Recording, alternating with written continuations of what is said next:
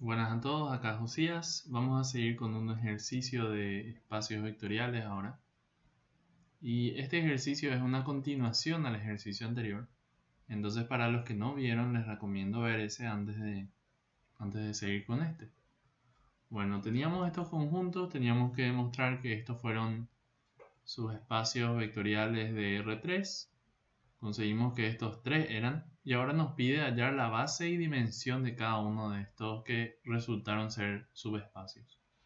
Bueno, si nos vamos primero por el caso de A, este de acá, el conjunto S, tenemos acá una representación para un vector cualquiera de este conjunto que está dada por un vector y una variable independiente que puede ser cualquier valor real. Por eso se llama variable independiente. Entonces, con un término independiente, es decir, este vector de acá, yo ya pude conseguir una representación para todos los vectores del conjunto.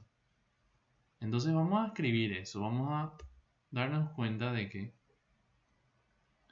la base de este conjunto, es decir, los vectores o la cantidad de elementos o el conjunto de los elementos independientes que yo puedo sacar de este conjunto, necesaria para generar a todo el conjunto, está dada solamente por este vector o por un vector similar. Es decir, esta es una base, pero también podemos decir que otra base estaría dada por un vector que es linealmente dependiente a ese otro. Digámosle, por ejemplo, dos veces esto, que sería 12, 6, 4. Ahora, ¿saben qué no es una base? Si yo agarro, por ejemplo, una base de S no es igual a un conjunto que tenga dos vectores de este tipo.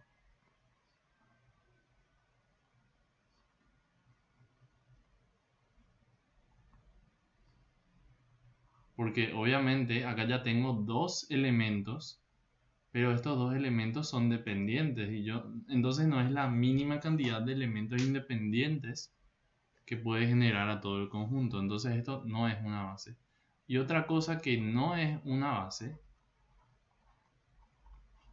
sería un conjunto que tiene a este elemento, sí, a este que genera, pero a un elemento al azar, así.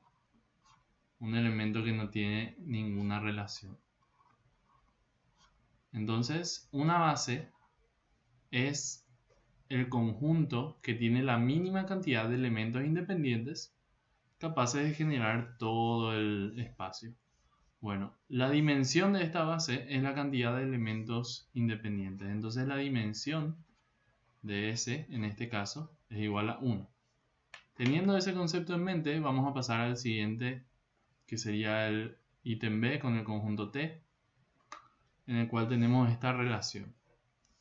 Ahora, a esta variable de acá, ya que es la primera que aparece, vamos a llamarle variable pivot, y ahora a las otras vamos a llamarle variables libres. Eso representa que son variables independientes, pueden valer cualquier valor. Entonces yo de esta ecuación de acá voy a sacar que x debe ser igual a menos un sexto y luego menos, perdón, no menos un sexto, acá debería ser menos 3 sobre 6, que sería un medio, y luego menos un tercio por z. Al ser estas variables independientes, yo podría tomar que y ahora sea igual a 2 veces una variable alfa. Vamos a ponerle 2 por una variable alfa. Y esta variable también es una variable independiente. Y z voy a tomar que es 3 veces una variable beta. 3 por beta. Entonces, x resulta ser igual a menos alfa menos beta. Perfecto.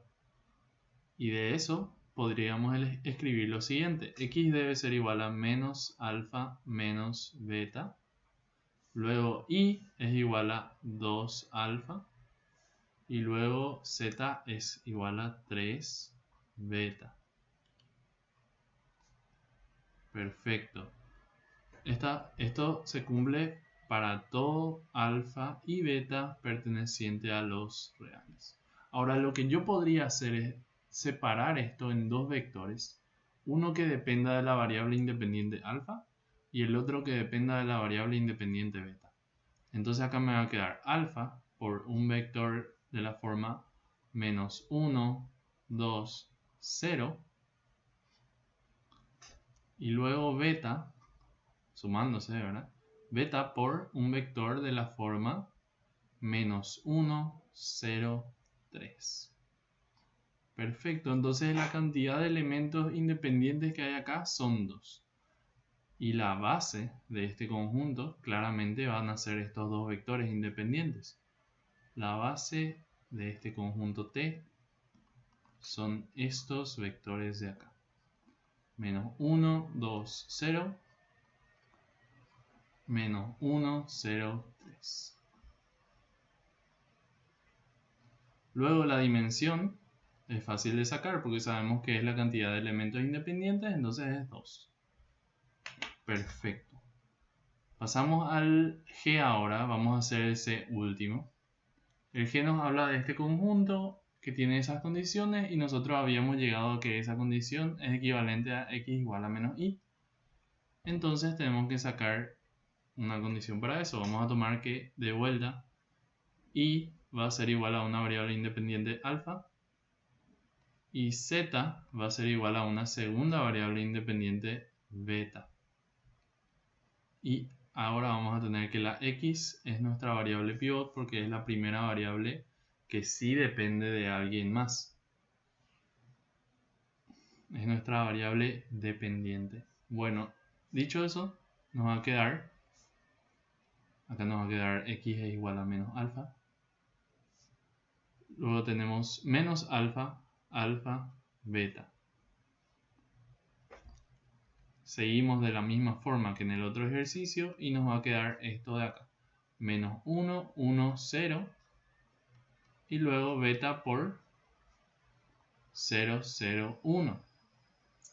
De esto de acá, la representación de un elemento cualquiera, yo ya puedo sacar la base. La base del conjunto Y, creo que se llamaba,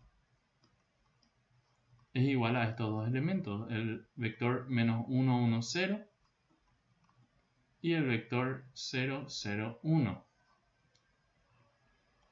Ahora, como yo había dicho antes, yo puedo cambiar este vector 0, 0, 1 por uno que sea linealmente dependiente a sí mismo. Y tenemos 0, 0, 2, por ejemplo. Eso no va a afectar en nada. La dimensión de esto sería 2. Perfecto. Ahora sí vamos a pasar al último. El último es este conjunto que es la intersección de estos dos que son ortogonales. Es decir, solamente contiene al vector nulo. Y vamos a ver qué pasa ahí. Y esto es algo que voy a explicar después. Pero, para los que quieran saber, si yo tengo un conjunto que solamente tiene a un punto, y necesariamente ese un punto tiene que ser el vector nulo, se va a dar que la base de ese conjunto debe ser igual al conjunto vacío. Es decir, un conjunto que no tiene ningún solo elemento independiente. Ninguno, está vacío. Ese conjunto normalmente se escribe de esta forma.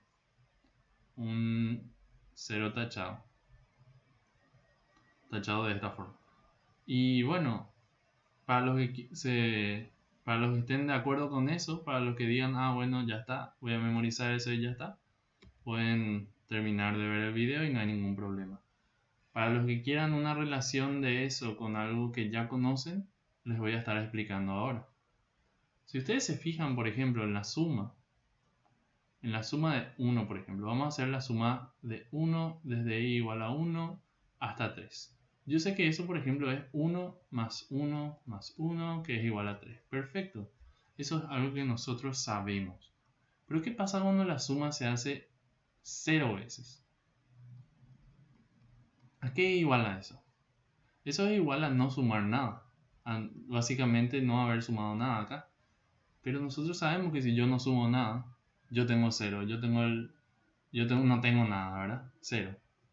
Y 0 convenientemente es el elemento neutro aditivo.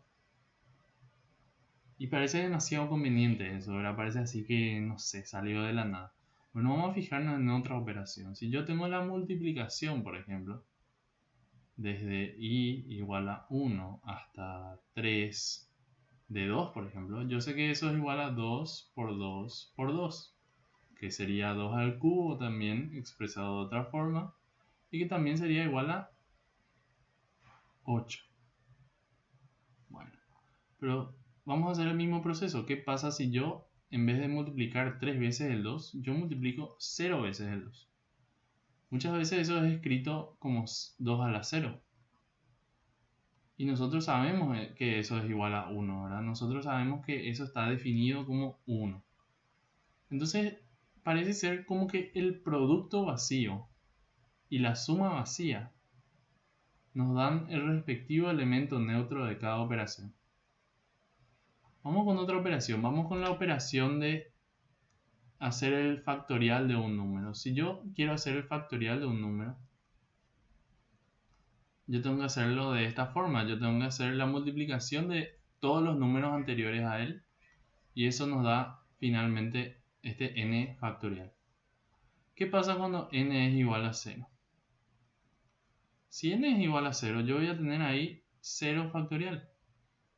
Y yo sé que 0 factorial está definido como 1 también, que es también la identidad multiplicativa. Entonces, el producto vacío parece que siempre está definido como la identidad multiplicativa. Y la suma vacía parece que siempre está definida como la identidad respectiva de esa operación. Entonces, si yo agarrara y tuviera una suma de entre vectores, yo tengo una suma entre vectores de i, por ejemplo, desde i igual a 1 hasta 0, es decir, no sumo ningún vector. Eso me tiene que dar la identidad de los vectores. La identidad de los vectores es el vector nulo, en la mayoría de los casos para la suma, ¿verdad? Y bueno, entonces no es un misterio, no es algo raro que la suma de ningún vector me dé el vector nulo y que entonces podamos decir que la base de un conjunto que tiene el vector nulo es el conjunto vacío. Yo no necesito ningún vector para generar al vector nulo. Con el vacío me basta. Y eso es muy interesante. Ahora, si yo no tengo ningún elemento acá, es claro que la dimensión de esto va a ser 0. Algo que me faltó para la gente que ya se fue, qué pena. Les voy a tener que decir en la clase cuando me pregunten. Pero bueno, la dimensión cuando no hay ningún elemento independiente es 0, sí o sí, tiene que ser 0. Y ya está, con eso espero haberles ayudado y haberles enseñado un poco sobre las relaciones que ya conocemos y cómo eso se relaciona con este nuevo conocimiento que tenemos ahora, que a lo mejor no sabíamos que ya conocíamos. Eso es todo.